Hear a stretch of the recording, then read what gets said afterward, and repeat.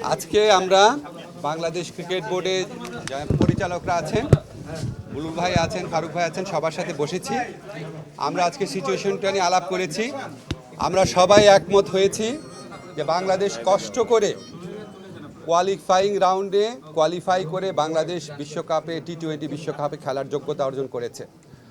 আমরা ক্রীড়া পাগল নেশন, আমরা ক্রিকেট ভক্ত নেশন, আমরা অবশ্যই খেলতে চাই। কিন্তু এটা আমাদের জাতির অবমাননার বিনিময়ে আমাদের ক্রিকেটার এবং আমাদের দর্শক, আমাদের সাংবাদিক, তাদের নিরাপত্তার বিনিময়ে, দেশের মর্যাদার বিনিময়ে আমরা বিশ্বকাপ ক্রিকেট খেলতে চাই না।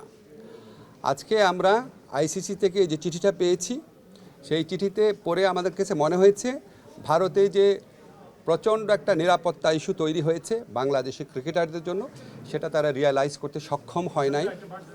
এবং আমার কাছে মনে হয়েছে এটা নিরাপত্তা ইস্যু শুধু না, এটা জাতীয় অবমাননা ইস্যু। ভবিষ্যৎ হোক নিরাপদ, বিনিয়োগ হোক বিশ্বস্ত, আর আমার পছন্দ সল্ট বে। ওয়েলকাম টু সল্ট বে। যাই হোক, আমরা নিরাপত্তা ইস্যুটাকেই মুখ্য করে দেখছি, যেখানে ভারতের ক্রিকেট কন্ট্রোল বোর্ড নিজেরাই বলছে কলকাতা টিমকে যে এই প্লেয়ারকে নিরাপত্তা দেওয়া যাচ্ছে না, ওনাকে তোমার টিম থেকে বাদ দাও। এটাই তো একটা ট্যাসিড রেকগনিশন যে ভারতে নিরাপদে খেলার মতো পরিস্থিতি নাই। আমরা ভারতের যে বিগার পিকচার আছে, সাম্প্রদায়িক পরিস্থিতি, সেটা নিয়ে কিছু বলতে চাচ্ছি না, কিন্তু আমাদের ক্রিকেটারদের নিরাপত্তা, বাংলাদেশের নিরাপত্তা, বাংলাদেশের মর্যাদা, এটার প্রশ্নে আমরা কোনো আপোষ করব না। আমরা ক্রিকেট খেলতে চাই, আমরা বিশ্বকাপ খেলতে চাই, এবং এটা আমরা আরেকটা যে আয়োজক দেশ আছে শ্রীলঙ্কা, সেখানে খেলতে চাই। এই পজিশনে আমরা অনড় আছি। আমরা কেন এই পজিশনে অনড় আছি?